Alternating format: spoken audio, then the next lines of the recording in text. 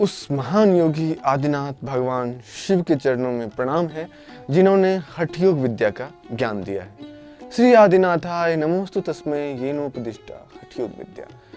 हठ योग विद्या जिसे कि राजयोग का साधन माना गया है और आज सबसे ज़्यादा प्रचलित व लोकप्रिय है, इसे सबसे पहले भगवान शिव ने अपनी प्रथम शिष्या माता पार्वती को बताया था।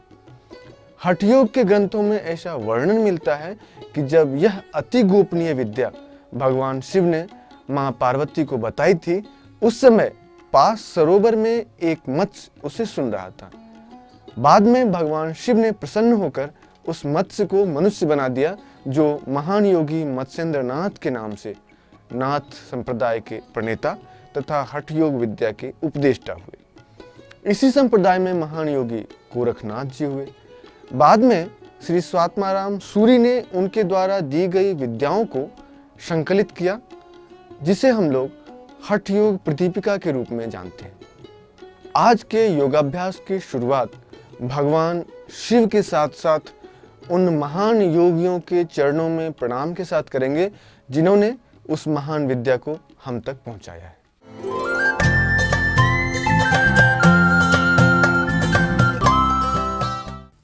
आइए आसनों से पूर्व प्रारंभ करते हैं सूक्ष्म व्यायाम का अभ्यास, जिसमें हम अपने शरीर की समस्त मांसपेशियों को प्रभावित करते हैं और शरीर को तैयार करते हैं योग अभ्यास के लिए। इस क्रम में सबसे पहले हम पैरों को घुमाएंगे। प्रारंभ करते हैं। दोनों पैरों को एक साथ आगे, पीछे और साइड में ले जाते हुए एक साथ घुमाएं। ध्यान रहे, बिना किसी जल्दबाजी के दोनों पैरों को एक साथ घुमाएं। दंडासन की स्थिति में बैठ के करेंगे तो आपको ज़्यादा लाभ होगा। पूरे खिंचाव के साथ करने का प्रयास करें। 1 से 10 बार तक राइट से लेफ्ट, इसके पश्चात लेफ्ट से राइट। लगातार इसी प्रकार घुमाते रहें। आप महसूस करेंगे कि इस क्रिया से आपके पैरों की समस्त मांसपेशियां प्रभावित हो रही हैं। पैरों के ऊपरी भाग, निचले भाग, साथ ही साइड वाले भाग इससे प्रभावित हो रहे हैं। समस्त मांसपेशियों में रक्त का संचार समुचित रूप से हो रहा है। जो अकड़न, थकावट आपको अपने पैरों में लग रही होगी, वो इस क्रिया के माध्यम से दूर होगी। 10 बार दोनों तरफ से करने के पश्चात पैरों को स्थिर करें। आप चाहें तो रिलैक्स भी कर सकते हैं। दोनों पैरों को फैलाएं, दोनों हाथों को पीछे की ओर रखें, शरीर को विश्राम दें।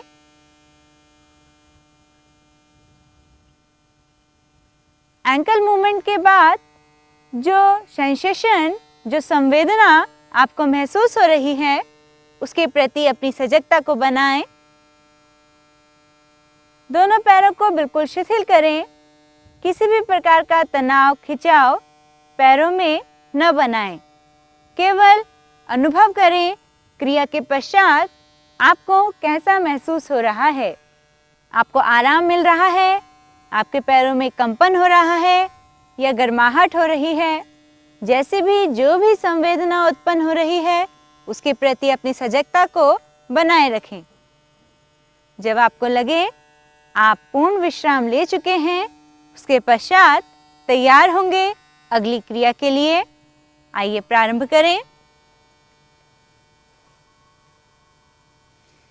दोनों कंधों को एक साथ घुमाएंगे। प्रारंभ करें आगे से पीछे की ओर। दोनों कंधों को एक साथ घुमाएं, आगे से पीछे की ओर, ऊपर की ओर से ले जाते हुए। ध्यान रखें, अपनी श्वास प्रश्वास को सामान्य रखें। सहज रूप से चलने दें। सांसों में किसी भी प्रकार का कोई भी परिवर्तन करने का प्रयास न करें। शरीर में अतिरिक्त तनाव बिल्कुल न बनाएं। सहज रूप से दोनों कंधों को एक साथ घुमाएं। 1 से 10 बार आगे से पीछे की ओर ले जाएं। इसके पश्चात 1 से 10 बार पीछे से आगे की ओर लाएं। ध्यान रखें, पूर्ण सजगता बनाएं अपनी क्रिया के प्रति। आप चाहें तो आंखें बंद करके भी इस क्रिया को कर सकते हैं। आप महसूस करेंगे कि अभी जो आपने पैरों की क्रिया करी उससे आपके संपूर्ण पैरों की मांसपेशियां प्रभावित हुई हैं, और अभी जो कंधे घुमाने की क्रिया आप कर रहे हैं इससे आपके पीठ के ऊपरी भाग में प्रभाव पड़ रहा है। साथ ही दोनों हाथों की मांसपेशियां भी प्रभावित हो रही हैं। जो अकड़न, तनाव आपको पीठ वाले भाग में या कंधे वाले भाग में, गर्दन में लग रहा होगा, वह इस क्रिया के माध्यम से पूर्ण रूप से दूर होगा। 10-10 बार इस क्रिया को आगे पीछे दोहराने के पश्चात शांत बैठें, आंखें बंद करें और विश्राम करें। अनुभव करें जो क्रिया के पश्चात जो संवेदना उत्पन्न हुई है उससे आपको कैसा महसूस हो रहा है। जब आपको लगे आप अगली क्रिया के लिए पूर्णतः तैयार हैं तो सहज स्थिति में उठकर पुनः वापस क्रिया के लिए तैयार होंगे। प्रारंभ करेंगे गर्दन की एक्सरसाइज। सेमी सर्कल में गर्दन को दाएं से बाएं, बाएं से दाएं गति देंगे। इस प्रकार से आगे से और पीछे से दोनों तरह से हम गर्दन में गति देंगे। आइए प्रारंभ करें।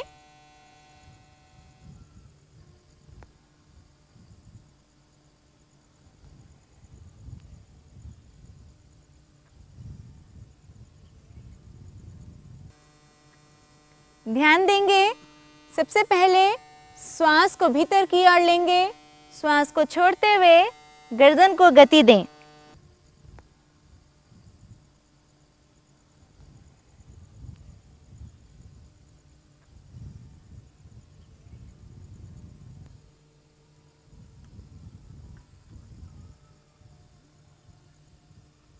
क्रिया को करते समय अपनी सजगता को बनाए रखें।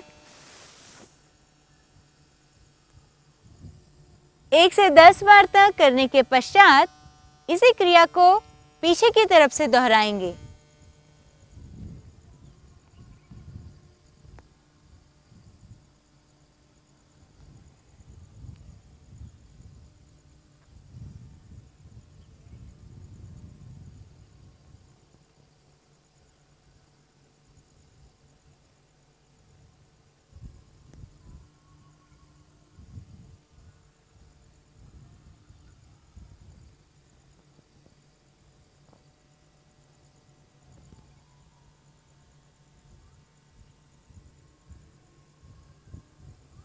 एक से 10 बार तक आगे और पीछे से करने के पश्चात शांत बैठेंगे, विश्राम करेंगे और अनुभव करेंगे गर्दन की मांसपेशियों में पड़ने वाले प्रभाव को।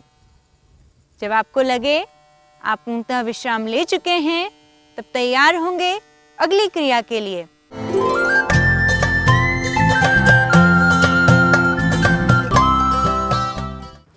हठयोगी महर्षि घिरण ने अपने ग्रंथ घिरण संहिता में योग के 7 अंगों का वर्णन किया है।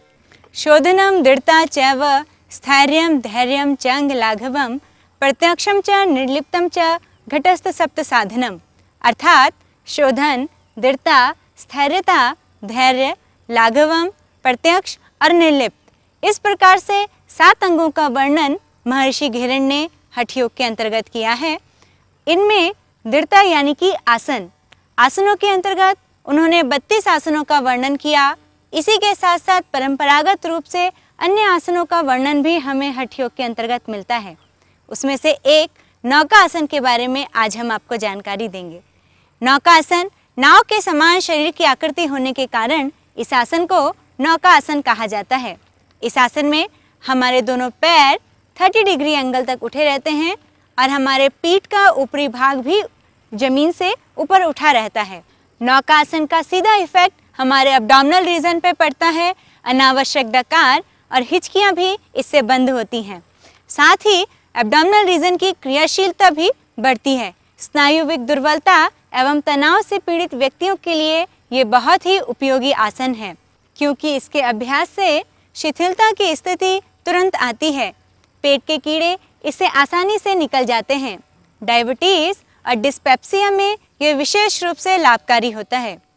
इसी के साथ साथ कुछ सावधानी भी हमें इस आसन में रखनी होती हैं। यदि हार्ट डिजीज़ है और हाइपरटेंशन आपको है तो आप इस आसन को नहीं करेंगे। यदि लंबर स्पॉन्डिलाइटिस के पेशेंट हैं तो भी आप इस आसन को नहीं करेंगे। इस आसन को क्षमता अनुसार ही करने का प्रयास करें। ध्यान रहे, इस आसन को करते समय आपके दोनों पैर बिल्कुल सीधे रहेंगे, दोनों घुटने बिल्कुल सीधे रहेंगे। क्षमता अनुसार करने के साथ साथ आप इसे 5 से 7 बार तक दोहरा भी सकते हैं।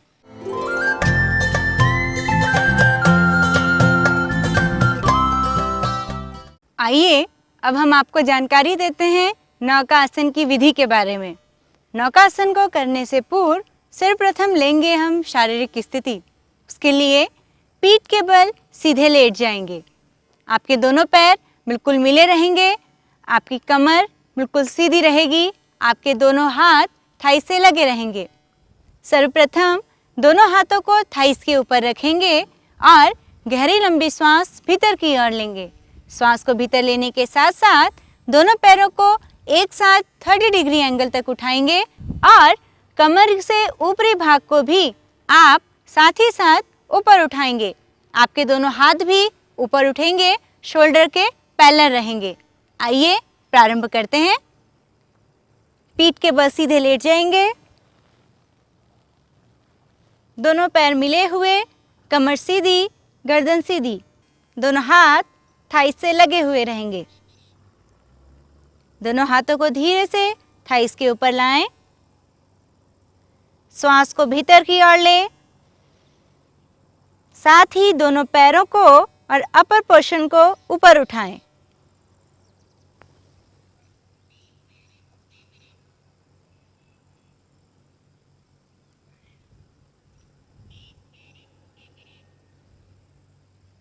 क्षमता अनुसार रुकने के बाद धीरे से वापस आएं, श्वास को छोड़ते हुए।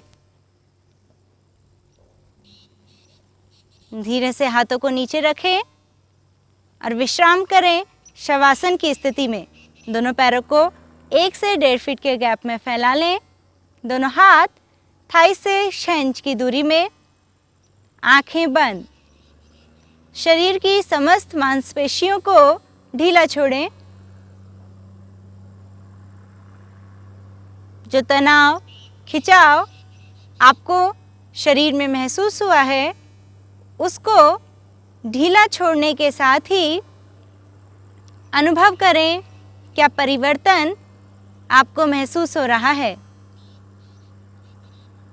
एब्डोमिनल रीजन में जो खिंचाव, तनाव या जो भी संवेदना उत्पन्न हो रही है, उसके प्रति अपनी सजगता को बनाएं।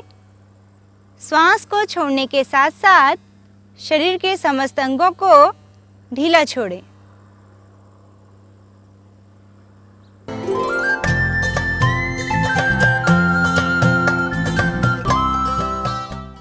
ह्यूमन बॉडी के सभी सेल्स को समग्र पोषण मिलता रहे, इसके लिए जरूरी है कि हमारी रक्तवाहिनियां यानी कि आर्टरीज सामान्य रूप से काम करती रहें। हाइपरटेंशन या उच्च रक्तचाप एक ऐसी सूक्ष्म बीमारी है जो सामान्य स्तर पर तो सरल दिखती है, पर उसके परिणाम मीठे जहर की तरह खतरनाक हैं।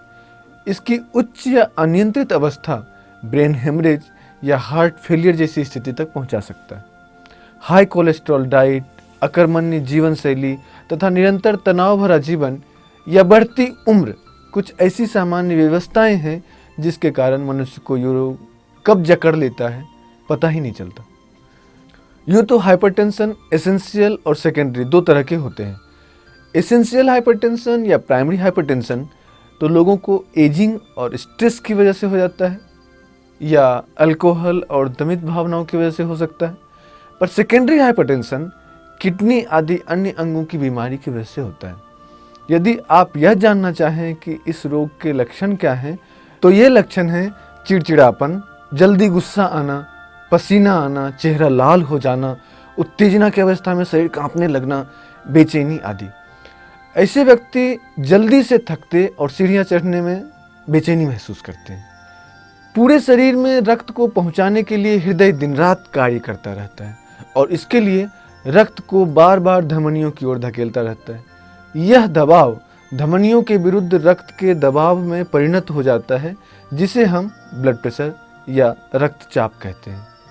हृदय जब दबाव बनाता है उस समय आर्टरीज पर सबसे अधिक प्रेशर होता है और इसे सिस्टोलिक ब्लड प्रेशर कहते हैं, तथा जब आराम कर रहा होता है उस समय यह प्रेशर सबसे कम होता है और इसे डायस्टोलिक ब्लड प्रेशर कहा जाता है। इसका आइडियल परिमाण 120/80 mmHg है। वयस्कों में 140/90 भी सामान्य ही माना जाता है।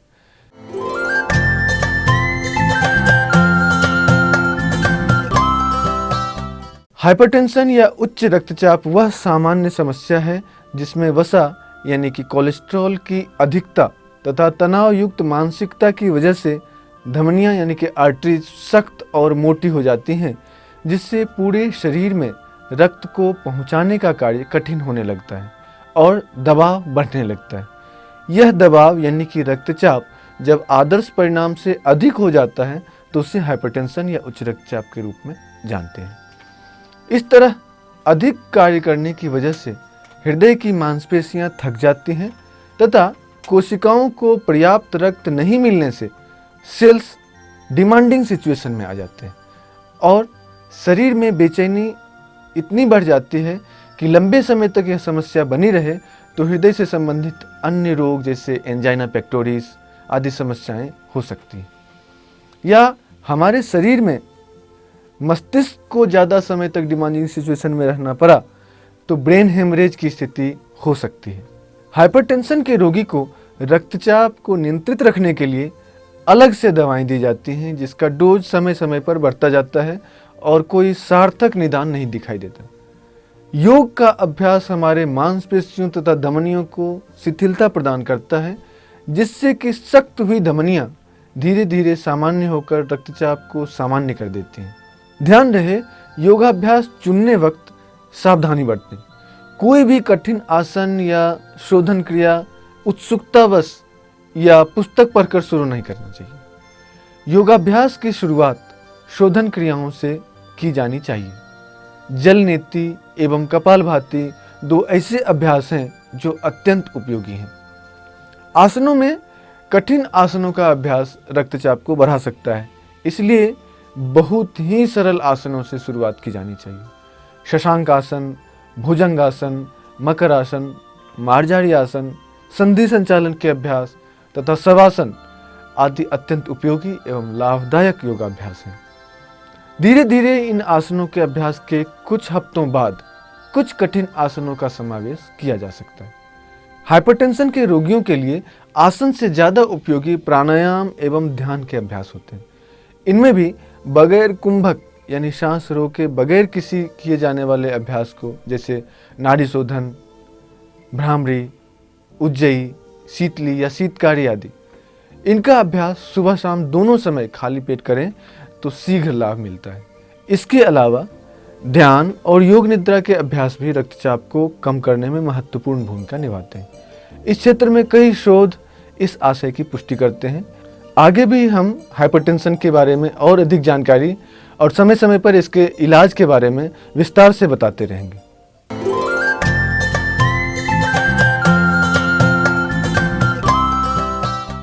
आज हम आपको जानकारी देंगे योग मुद्राओं के बारे में। हठ योगी घेरण मुनि ने अपने ग्रंथ में 3 अध्याय में योग और बंध प्रकरण में 5 धारणा, 4 बंध और 16 मुद्राओं का वर्णन किया है, जिसमें से एक है अश्विनी मुद्रा, जो कि बहुत ही लाभकारी और सरल योगाभ्यास है, जिसका वर्णन आज हम करेंगे। जिस प्रकार अश्व यानी कि घोड़ा अपने गुदा का संकोच और प्रसार करता है, उसी प्रकार की क्रिया करने के कारण इस मुद्रा को अश्विनी मुद्रा कहते हैं।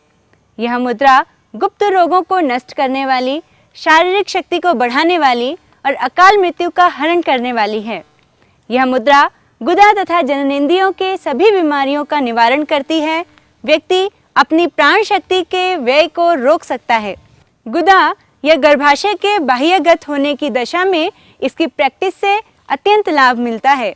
इससे आंतें क्रियाशील होती हैं और कब्ज निवारण में सहायक सिद्ध होती हैं। पाइल्स में लाभ मिलता है। साथ ही सभी व्यक्ति इसका अभ्यास कर सकते हैं। गुदानाल व्रण से पीड़ित व्यक्ति इसका अभ्यास न करें, क्षमतानुसार ही करने का प्रयास करें। नए अभ्यासी पेशियों पर अनावश्यक जोर न डालें। अभ्यास की अवधि को धीरे धीरे क्रमशः बढ़ाएं। इससे आंतें क्रियाशील होती हैं और कब्ज के निवारण में सहायक सिद्ध होती हैं। पाइल्स में यह क्रिया बहुत ही लाभकारी है। सभी व्यक्ति इसका अभ्यास कर सकते हैं। गुदानाल व्रण से पीड़ित व्यक्ति इसका अभ्यास न करें, क्षमतानुसार ही करने का प्रयास करें। नए अभ्यासी पेशियों पर अनावश्यक जोर न डालें। अभ्यास की अवधि को धीरे धीरे क्रमशः बढ़ाएं। इसके अभ्यास के लिए समय की कोई पाबंदी नहीं है।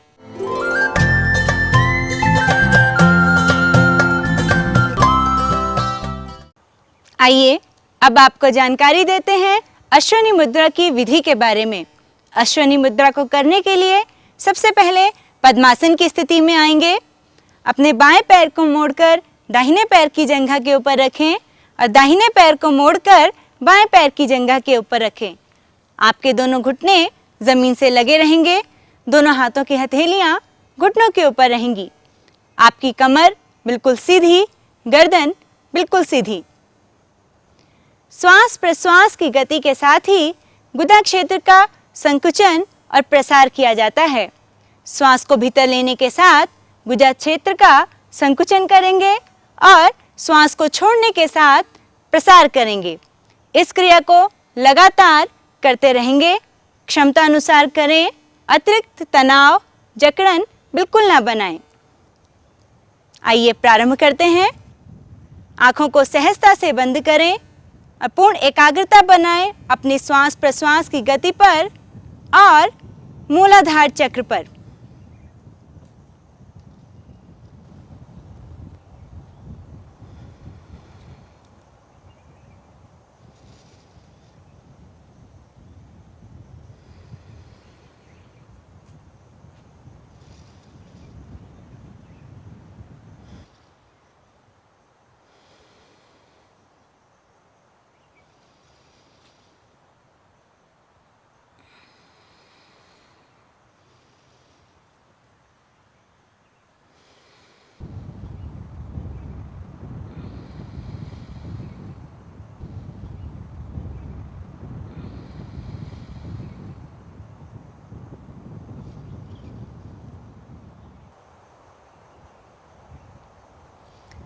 क्रिया को समाप्त करने के बाद सहज रूप से थोड़ी देर शांत बैठे रहें। आँखों को बंद ही रखें। फील करें भीतर के परिवर्तन को। जो परिवर्तन क्रिया से पूर्व और क्रिया के बाद आपको अपने भीतर लग रहा है, उसके प्रति अपनी सजगता को बनाए रखें। पूर्ण शांत चित्त होकर पूरी सजगता के साथ भीतर के परिवर्तन को देखने का प्रयास करें। थोड़ी देर शांत बैठने के बाद सहज स्थिति में वापस आएंगे। पद्मासन को छोड़ेंगे और सुखासन की स्थिति में आके आप विश्राम कर सकते हैं।